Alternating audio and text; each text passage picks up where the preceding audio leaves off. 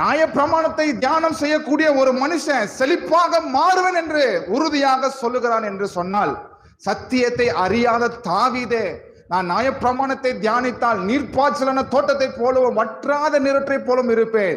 நான் நீர்க்கால்களின் ஓரமாய் நடப்பட்டு தன் காலத்தில் தன் கனியை தந்து இலை உதராதிருக்கிற மரத்தை போல் இருப்பேன் என்று தாவீது சொல்லுகிறான் என்று சொன்னால், சத்தியத்தையும் அறிவீர்கள், அந்த சத்தியம் உங்களை விடுதலையாக்கும் என்கிற உண்மையான சத்தியத்தை நீங்கள் தியானிக்கிறவர்களா இருந்தால், நிச்சயமாக தாவீதை காட்டிலும் ஆபிரகாமை காட்டிலும் நீங்களும் நான் இந்த பூமியில ஐஸ்வர்யவான்களாக இருப்போம், இந்த பூமியில செழித்திருக்கிறவர்களா இருப்போம், இந்த உலகத்துல ஆசீர்வாதமாக வாழ்வோம்.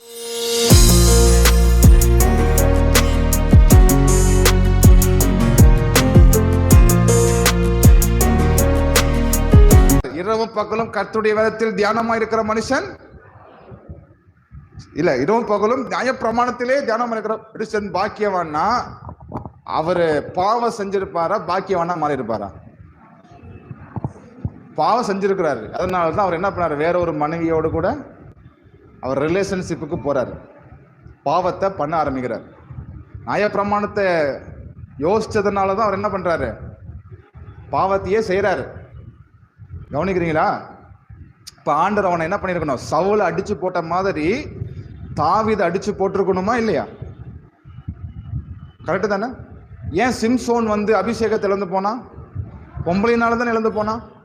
சாலமோன் ஏன் அப்படி மாறினா? பொம்பளைனால தானே மாறினா. அப்ப தாவீது ஏன் கீழே விழல அப்படின்னா, ரெண்டு ரீசன் தான். ஒன்னு, தேவன் தாவீதோடு கூட ஒரு உடன்படிக்கை செய்திருந்தார். அவன் உண்மையா இருந்ததுனால கர்த்தர் உண்மையா இருந்ததுனாலதான் தாவீது ஆசீர்வதிக்கப்பட்டார். ரெண்டாவது, அவன் ஆடு மாடு கோழிகளை கொண்டு போய் பலி கொடுத்து பாவ நிவர்த்தி செய்ய ஆரம்பிச்சான். இந்த 2 நாள் தான் கிருபையினாலையும் கர்த்தர் செய்த உடன்படிக்கை நிமித்தம் தான் தாவீது என்ன செய்யப்படுகிறார், ஆசீர்வதிக்கப்படுகிறார்.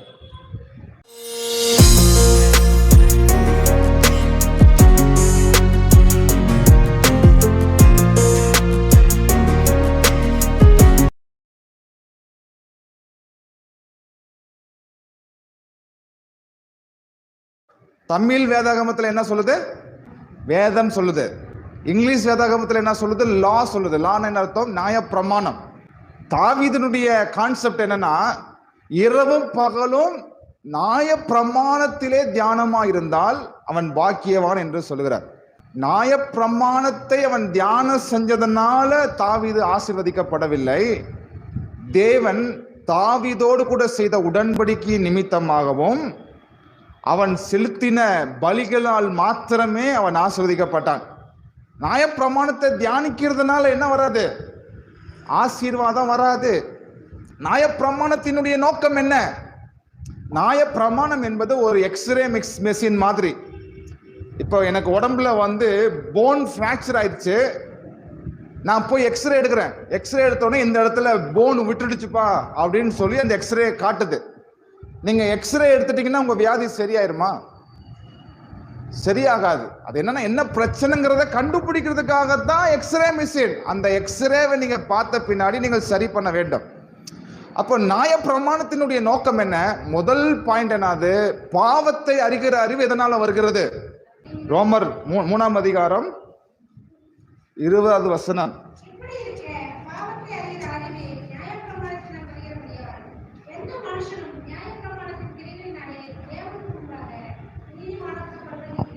நியாயப்பிரமாணத்தினால என்ன வருது?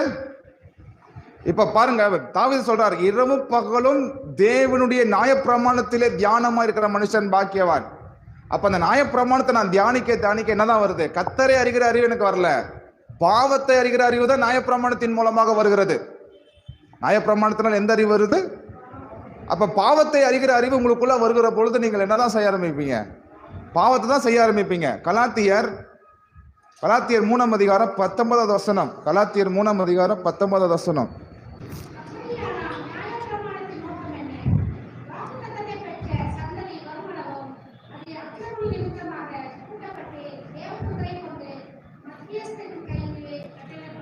பாருங்க, நியாயப்பிரமாணத்தினுடைய நோக்கம் என்ன? நம்ம வாழ்க்கையில அக்கிரமங்கள் பெருகணும், அக்கிரமங்கள் பெருக வேண்டும், அக்கிரம் செய்யக்கூடிய ஆளுங்களும் பெருகணும். நியாயப்பிரமாணத்தினுடைய நோக்கம் என்ன? அக்கிரமம் பெருகணும், அக்கிரம செய்யக்காரர்களும் பெருக வேண்டும். அப்புறம் மத்தியஸ்தன் ஒருவனுக்குரியவன் அல்ல, தேவனே ஒருவர். அப்படியானால் நியாயப்பிரமாணம் தேவனுடைய வாக்குத்தத்தங்களுக்கு விரோதமா அல்லவே? உயிரை கொடுக்கத்தக்க நியாயப்பிரமாணம் அருளப்பட்டதனால் நீதியானது நியாயப்பிரமாணத்தினால் உண்டாயிருக்குமே. அப்படி இராதபடியால் இயேசு கிறிஸ்துவை பற்றும் விசுவாசத்தினாலே பலிக்கிற வாக்குத்தத்தம் விசுவாசம் உள்ளவர்களுக்கு அளிக்கப்படும்படி வேதம் எல்லாரையும் ஏகமாய் பாவத்துக்கு கீழ். நியாயப்பிரமாணம் என்ன பண்ணிச்சு? நம்மளை பாவத்துக்கு கீழாக, இங்க வேதம்னு சொல்லுது, இங்கிலீஷ் வெப்ல லான்னு சொல்லுது. நியாயப்பிரமாணம் நம்ம பாவத்துக்கு கீழே நம்மளை அடைத்து போட்டு விட்டது. அடுத்தது, இவ்விதமாக நாம் விசுவாசத்தினாலே நீதிமானாக்கப்படுவதற்கு 23, அதனால் விசுவாசம் வருகிறதுக்கு முன்னே வெளிப்பட போகிற விசுவாசத்திற்கு ஏதுவாக நாம் அடைக்கப்பட்டவர்களாய் நியாயப்பிரமாணத்தின் கீழ் காவல் பண்ணப்பட்டிருந்தோம். நியாயப்பிரமாணம் நம்மளை காவல் காத்து கொண்டிருந்துச்சு. இப்ப கவனிங்க, இப்ப தாவீது சொல்றார், இரவும் பகலும் கர்த்தருடைய நியாயப்பிரமாணத்திலே தியானமா இருக்கிற மனுஷன் பாக்கியவான். எப்படி பாக்கியவானா மாற முடியும்? நியாயப்பிரமாணத்தினுடைய நோக்கம் என்ன? பாவத்தை அறிகிற அறிவை உடையவர்களா இருக்க வேண்டும், அக்கிரமம் பெருகணும், அக்கிரமம் செய்யக்கூடிய ஆளுங்களும் பெருக வேண்டும், பாவத்துக்கு கீழாக அடைத்து போட்டாரு. அப்புறம் நியாயப்பிரமாணம் நம்மளை காவல் பண்ணிட்டுச்சு. இப்ப நான் நியாயப்பிரமாணத்தை தியானம் பண்ண நான் பாவியாக தான் மாறுவனே தவிர நான் ஆசீர்வாதமா என்ன செய்ய மாட்டேன், மாற மாட்டேன். சரியா? அப்ப நியாயப்பிரமாணம் பாவமோ அல்ல. நியாயப்பிரமாணம் பாவமா இல்ல. ரோமர் 7ஆம் அதிகாரம் 12வது வசனம். இல்ல 12, 7, 12.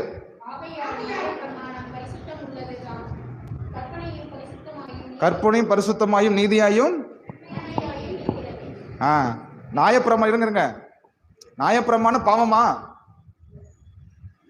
என்னது கிடையாது. நியாயப்பிரமாணம் பாவம் கிடையாது.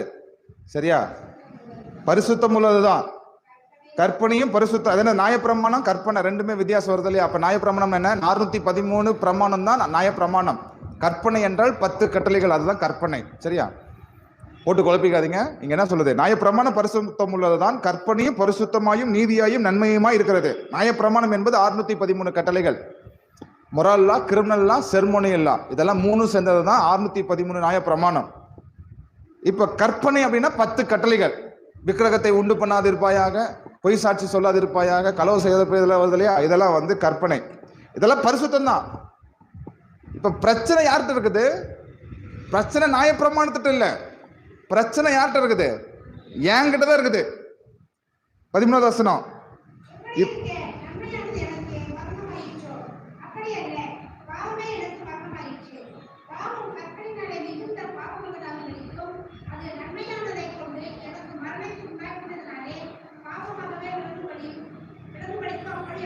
போதும் பாருங்க, நியாயப்பிரமாணம் பாவமோ? மேல கேள்வி கேட்கிறாரு பாருங்க 7வது வசனத்துல. ஆகையால் என்ன சொல்வோம்? நியாயப்பிரமாணம் பாவமோ? அல்லவே. பாவம் இன்னதென்று நியாயப்பிரமாணத்தினால் நான் அறிந்தேனே அன்றி மற்றபடி அறியவில்லை. இச்சையாதிருப்பாயாக என்று நியாயப்பிரமாணம் சொல்லாதிருந்தால் இச்சை பாவம் என்று நான் அறியாமல் இருப்பேனே. பாவமானது கற்பனையினாலே சமயம் பெற்று சகலவித இச்சைகளையும் என்னிடத்தில் நடப்பித்தது. நியாயப்பிரமாணம் இல்லாவிட்டால் பாவம் செத்ததாயிருக்குமே. ஹல்லேலூயா. என்ன சொல்லுச்சுங்க? நியாயப்பிரமாணம் என்ன உருவாக்குது? 8வது வசனத்தை மறுபடியும் படிங்க. பாவமானது, இருங்க, பாவமானது நமக்குள்ள என்ன இருக்குது? பாவ பிரமாணம் இருக்குது. நமக்குள்ள என்ன இருக்கு? பாவ பிரமாணம் இருக்கு, பாவம் இருக்கு. இப்ப நியாயப்பிரமாணம் பிரச்சனை இல்லை. இப்ப நமக்குள்ள இருக்கக்கூடிய பாவம் தான் இப்ப பிரச்சனை. சரியா? இந்த நியாயப்பிரமாணம் கற்பனையினாலே, கற்பனை என்னது? 10 கட்டளைகள் இல்லையா? கற்பனை என்னதும் இந்த 10 கட்டளைகள் உங்களுக்கு ஜீவனை உண்டாக்குதா, பாவ இச்சைகளை உண்டாக்குதா? பைபிள் என்ன சொல்லுது? பைபிள் என்ன சொல்லுது?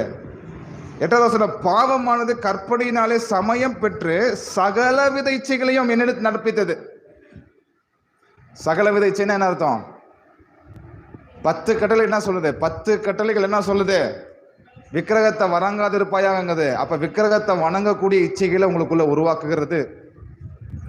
திருடாதிருப்பாயாகன்னு சொல்லுது, அப்போ திருடக்கூடிய இச்சையை உண்டாக்குகிறது. பொய் சொல்லாதிருப்பாயாகன்னு சொல்லுது, அப்ப பொய் சொல்லக்கூடிய இச்சைகளை 10 கட்டளைகள் உண்டாக்குது. நியாயப்பிரமாணம் நல்லதா இல்லையா? நல்ல விஷயத்தை தான் சொல்லுது. அது பாவமே கிடையாது, அது பாவம் இல்ல. நியாயப்பிரமாணம் பாவம் இல்ல. இப்ப பிரச்சனை யார்கிட்ட இருக்குதுன்னு என்கிட்ட தான் பிரச்சனை இருக்கு. வசனம், அதனால் நான் அல்ல, எனக்குள் வாசமா இருக்கிற பாவமே அப்படி செய்கிறது. சே ஹல்லேலூயா. ஏன் பாவம் தூண்டப்படுகிறது? நியாயப்பிரமாணம் கொடுக்கப்படும் போது என்ன பண்ணுதான்? தூண்டப்படுது. அப்படி என்ன? 18 வசனம், அது எப்படி எனில், என்னிடத்தில், அதாவது என் மாம்சத்தில் நன்மை வாசமா இருக்கிறதில்லை என்று நான் அறிந்திருக்கிறேன். நன்மை செய்ய வேண்டும் என்கிற விருப்பம் என்னிடத்தில் இருக்கிறது, நன்மை செய்வதோ என்னிடத்தில் இல்லை. என் இருதயம், என் மனசு நியாயப்பிரமாணத்துக்கு ஊழியம் செய்யுது, ஆனா என் சரீரம் பாவத்துக்கு ஊழியம் செய்யுது. என் மனதுல நல்லது செய்யணும்னு தான் நான் நினைக்கிறேன், என் மனசுல பாவம் செய்யக்கூடாதுன்னு நான் நினைக்கல. நான் பரிசுத்தமா வாழணும்னு தான் நினைக்கிறேன். ஆனா என் மனசுல நன்மை இருக்குது, ஆனா என் சரீரத்துல நன்மை கிடையாது. என் மனசுல பரிசுத்தம் இருக்குது தான், ஆனா என் சரீரத்துல பாவம் இருக்குது. என் சரீரத்துல பரிசுத்தம் கிடையாது, என் சரீரத்துல நன்மை இல்லை. அதனால என்ன நடக்குது? 19 வசனம், அதனால் நான் விரும்புகிற நன்மையை செய்யாமல் விரும்பாத தீமையே செய்கிறேன். அந்தபடி நான் விரும்பாததை செய்தால் நான் அல்ல, எனக்குள் வாசமா இருக்கிற பாவமே அப்படி செய்கிறது. ஆனபடியால் நன்மை செய்ய விரும்புகிற என்னிடத்தில் தீமை உண்டென்கிற ஒரு பிரமாணத்தை காண்கிறேன். என்ன பிரமாணம்? தீமை உண்டென்கிற ஒரு பிரமாணம். அப்போ என் சரீரத்துல தீமை இருக்குதா இல்லையா? ஏற்றுக்கொள்ளுங்க. அதை நம்ம குறைவுள்ள மனுஷங்களா இல்லையா? பாவமான மனுஷங்களா இல்லையா? பாவமான மனுஷங்க. அப்ப நீங்க பாவத்தை ஜெயிச்சிருவீங்களா? சுயபலத்துல ஜெயிச்சிட முடியுமா? முடியுமா? முடியாதா? கண்டிப்பா முடியாது. சுயபலத்தினாலே பாவத்தை ஜெயிக்க முடியாது. அப்போ 22 வசனம், உள்ளான மனுஷனுக்கு ஏற்றபடி தேவனுடைய நியாயப்பிரமாணத்தின் மேல் பிரியமா இருக்கிறேன். நல்லதுதான், நியாயப்பிரமாணத்தின் மேல், நியாயப்பிரமாணம் நல்லதுதான் சொல்லுது, அது மேல பிரியமா இருக்கிறீங்க. ஆகிலும் என் மனதின் பிரமாணத்துக்கு விரோதமாய் போராடுகிற வேறொரு பிரமாணத்தை என் அவயவங்களில் இருக்க காண்கிறேன். அது என் அவயவங்களில் உண்டாயிருக்கிற பாவ பிரமாணத்துக்கு என்னை சிறையாக்கி கொள்கிறது. நல்லா அந்த வசனத்தை படிங்க. ஆகையால் என் மனதின் பிரமாணத்துக்கு விரோதமாக, இப்ப நம்ம பாருங்க, மனதின் பிரமாணம், ஆவியின் பிரமாணம், பாவ பிரமாணம், சரியா? மனதின் பிரமாணம், ஆவியின் பிரமாணம், பாவ பிரமாணம், சரியா? இப்ப என்ன சொல்றாரு? என் மனதில் என்ன பண்றேன்? மனதின் பிரமாணம் என்னது? மனசுல நல்லதுதான் நாங்க ஃபாலோ பண்ணு நினைக்கிறீங்களா, இல்ல மீறணும்னு நினைக்கிறீங்களா? கவனிங்க. பொய் பேசணும்னு நினைக்கிறீங்களா, பொய் பேசக்கூடாதுன்னு நினைக்கிறீங்களா? பேசக்கூடாதுன்னு நினைக்கிறீங்க, இல்ல பொய் பேசணும்னு விரும்புறீங்களா? குடிகாரன் போய் கேளுங்க, கோட்டர் அடிக்கிறவன்ட்ட, குடிக்கிறேன்னு விரும்புறியா, குடிக்க கூடாதுன்னு நினைக்கிறியா? இல்லைங்க, நான் குடிக்க கூடாதுன்னு தான் நினைக்கிறேன், ஆனா கால் என்ன பண்ணுது? இழுக்குதுங்க. போயிட்டேன், நான் குடிக்க போயிட்டேன். அதான் என்ன செய்யுது? என்ன பண்ணுது பாருங்க. என் மனதின் பிரமாணத்துக்கு விரோதமாய் போராடுகிற வேறொரு பிரமாணத்தை, அதான வேறொரு பிரமாணம்னா என்னது? தீங்கு உண்டென்கிற பிரமாணம். வேறொரு பிரமாணம் என்ன பிரமாணம்? இப்ப பாருங்க, ஆகினால் 3 பிரமாணத்தை பத்தி சொல்றாரு. ஆகிலும் என் மனதின் பிரமாணத்துக்கு விரோதமாய் போராடுகிற வேறு ஒரு பிரமாணத்தை என் அவயவங்களில் இருக்க காண்கிறேன். அது என் அவயவங்களில் உண்டாயிருக்கிற பாவ பிரமாணத்துக்கு என்னை சிறையாக்கி கொள்கிறது. தீமை பிரமாணம் என்ன பண்ணுது? தீமை உண்டுங்கிற பிரமாணம் என்ன பாவ பிரமாணத்துக்கு சிறையாக்கிறது. அப்போ நியாயப்பிரமாணம் கொலை செய்யாதுன்னு சொல்லுச்சுன்னா, அப்ப தீமை உண்டுங்கிற பிரமாணம் என்ன சொல்லுது? கொலை செய்யன்னு சொல்லுது. சே ஹல்லேலூயா. இருக்கிறீங்களா? நியாயப்பிரமாணம் என்னது? ஆவிக்குரியதுதான் நியாயப்பிரமாணம். 14வது வசனத்துல பாருங்க, மேலும் நமக்கு தெரிந்திருக்கிறபடி நியாயப்பிரமாணம் ஆவிக்குரியதா இருக்கிறது, நானோ பாவத்துக்கு கீழாக விற்கப்பட்டு மாம்சத்துக்குரியவனா இருக்கிறேன். கவனிக்கிறீங்களா? ஹல்லேலூயா. நியாயப்பிரமாணம் சொல்லுது பொய் சொல்லாதுன்னு சொல்லுது. நியாயப்பிரமாணம் என்ன சொல்லுது? இப்ப மனசுல சொல்றீங்க, நினைக்கிறீங்க, பொய் சொல்லக்கூடாதுன்னு நினைக்கிறீங்க. இப்ப இந்த தீமை உண்டென்கிற பிரமாணம், உங்களுக்குள்ள இருக்கக்கூடிய தீமை உண்டென்கிற பிரமாணம் பொய் சொல்லு அப்படின்னு சொல்லுது உங்க சரீரத்துல. இப்ப மனசு சொல்றது கேக்குதா, சரீரம் சொல்றது கேக்குதா? சரீரம் சொல்றது தான் கேக்குது. அப்ப நாம என்ன பண்ணிடுவோம்? பொய் சொல்லிடுவோம். புரியுதுங்களா? ஹல்லேலூயா. இப்ப தாவீது சொல்றார், இரவும் பகலும் கர்த்தருடைய வேதத்தில் தியானமா இருக்கிற மனுஷன் இல்ல, இரவும் பகலும் நியாய பிரமாணத்திலே தியானம் இருக்கிற மனுஷன் பாக்கியவான்னா, அவரு பாவம் செஞ்சிருப்பாரா, பாக்கியவானா மாறி இருப்பாரா? பாவம் செஞ்சிருக்கிறாரு. அதனாலதான் அவர் என்ன பண்ணாரு, வேற ஒரு மனைவியோடு கூட அவர் ரிலேஷன்ஷிப்புக்கு போறாரு, பாவத்தை பண்ண ஆரம்பிக்கிறார். நியாய பிரமாணத்தை யோசிச்சதுனாலதான் அவர் என்ன பண்றாரு, பாவத்தையே செய்யறாரு. கவனிக்கிறீங்களா? இப்ப ஆண்டவர் அவனை என்ன பண்ணிருக்கணும், சவுலை அடிச்சு போட்ட மாதிரி தாவீதை அடிச்சு போட்டிருக்கணுமா இல்லையா? கரெக்டு தானே? ஏன் சிம்சோன் அபிஷேகத்தை இழந்து போனா? பொம்பளைனால தானே இழந்து போனா. சாலமோன் ஏன் அப்படி மாறினா? பொம்பளைனால தானே மாறினா. அப்ப தாவீது ஏன் கீழே விழல அப்படின்னா, ரெண்டு ரீசன் தான். ஒன்னு, தேவன் தாவீதோடு கூட ஒரு உடன்படிக்கை செய்திருந்தார். அவன் உண்மையா இருந்ததுனால கர்த்தர் உண்மையா இருந்ததுனாலதான் தாவீது ஆசீர்வதிக்கப்பட்டார். ரெண்டாவது, அவன் ஆடு மாடு கோழிகளை கொண்டு போய் பலி கொடுத்து பாவ நிவர்த்தி செய்ய ஆரம்பிச்சான்.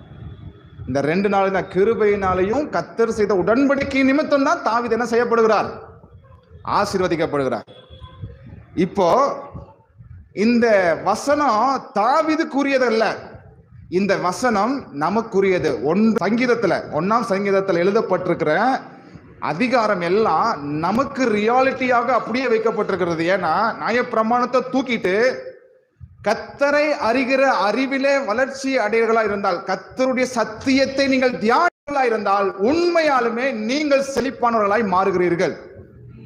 ஆமென்.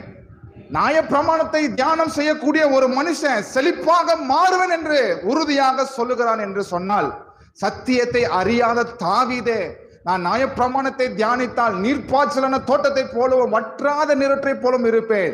நான் நீர்க்கால்களின் ஓரமாய் நடப்பட்டு தன் காலத்தில் தன் கனியை தந்து இலை உதராதிருக்கிற மரத்தை போல் இருப்பேன் என்று தாவீது சொல்லுகிறான் என்று சொன்னால், சத்தியத்தையும் அறிவீர்கள், அந்த சத்தியம் உங்களை விடுதலையாக்கும் என்கிற உண்மையான சத்தியத்தை நீங்கள் தியானிக்கிறவர்களா இருந்தால், நிச்சயமாக தாவீதை காட்டிலும் ஆபிரகாமை காட்டிலும் நீங்களும் நான் இந்த பூமியில ஐஸ்வர்யவான்களாக இருப்போம், இந்த பூமியில செழித்திருக்கிறவர்களாக இருப்போம், இந்த உலகத்துல ஆசீர்வாதமாக வாழ்வோம். ஆனா நம்ம என்ன செய்ய மாட்டேங்கிறோம், சத்தியத்தை கற்றுக்கொள்கிறதுக்கு விருப்பப்பட மாட்டேங்கிறோம். விருப்பப்பட்டாதான் நேரத்தை செலவு பண்ணுவீங்க, விருப்பப்படலன்னா செலவு பண்ண மாட்டீங்க. தாவீது சொல்றாரு, நியாயப்பிரமாணத்தை தியானிச்சா நான் நீர்க்கால்களின் ஓரமாய் நடப்பட்டு தன் காலத்தில் தன் கனியை தந்து இலை உதராது இருக்கிற மரத்தை போல் இருப்பேன் என்று தாவீது சொல்லுகிறான் என்று சொன்னால், அவனை காட்டிலும் 100 மடங்கு நாம் தைரியமாக சொல்ல வேண்டும், கர்த்தரை அறிகிற அறிவை நான் அடைகிறவனாக இருந்தால் என் வாழ்க்கை எப்படி இருக்கணும், நீர்ப்பாய்ச்சலான தோட்டத்தை போல இருக்கணும். என்ன அர்த்தம்? வசனம் உங்கள் இருதயத்தில் இருக்க வேண்டும். அதுக்காக வசனத்தை உட்காந்து மனப்பாடம் பண்ணாதீங்க, சத்தியத்தை அறிஞ்சு கொள்ளுங்க. ஹல்லேலூயா. சத்தியத்தை அறிந்து கொள்வதற்கு என்ன முயற்சி செஞ்சுட்டு இருக்கிறீங்க? ஏதாவது செய்றீங்களா? ஒன்றும் செய்யல. கண்டிப்பா நான் சொல்றேன், உங்க வாழ்க்கை மாறாதுங்க, மாறவே மாறாது. எப்படி நீங்கள் மாற மாட்டேங்கிறீங்களோ அது மாதிரி உங்க வாழ்க்கையும் என்ன ஆகாது, உங்க சுபாவம் மாறாதது போல உங்க வாழ்க்கையும் மாறாது. வர சர்ச்சுக்கு வாங்க, பிரசங்கத்தை கேளுங்க, போங்க, பைபிளை தூக்கி வச்சுட்டு இப்போ வேலையை பாருங்க. இப்படியே பண்ணிருந்தீங்கன்னா 10 வருஷம் கழிச்சு உங்களை பார்த்தாலும் அப்படியே தான் என்ன செய்வீங்க, நீங்கள் இருப்பீர்கள். ஒரு மாற்றம் என்ன ஆகாது உங்களுக்கு